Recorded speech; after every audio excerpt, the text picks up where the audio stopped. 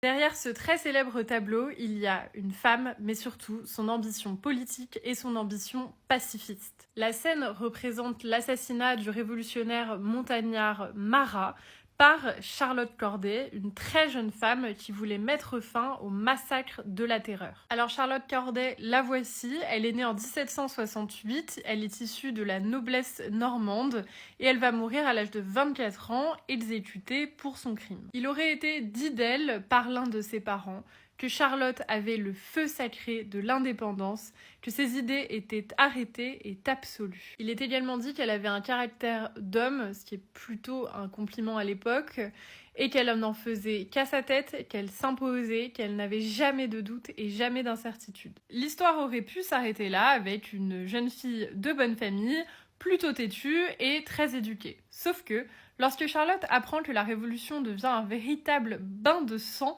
alors qu'elle l'a soutenue et qu'elle était contre son milieu plutôt royaliste, elle a une idée, celle de mettre fin à la tyrannie en tapant fort, en tapant haut, en supprimant un des chefs de la Révolution. Et c'est justement le sujet du célèbre tableau de Jacques-Louis David qui se passe juste après l'arrestation de Charlotte Corday. Marat est un des piliers de la terreur révolutionnaire, c'est connu, il a même été jugé par un tribunal révolutionnaire qui était complètement corrompu et qui l'a évidemment acquitté. Entre le 11 juillet 1793 et le 13 juillet 1793, Charlotte Corday se rend plusieurs fois au domicile de Marat, avec des faux prétextes pour pouvoir rentrer en contact avec lui. Elle va finalement réussir à pénétrer la maison le 13 juillet. Elle va l'assassiner dans sa baignoire et être arrêtée immédiatement au sein du logis de Marat. Des lettres retrouvées sur elle et envoyées à sa famille vont confirmer que c'était un acte prémédité et elle sera guillotinée le 17 juillet 1793 à l'âge de 24 ans.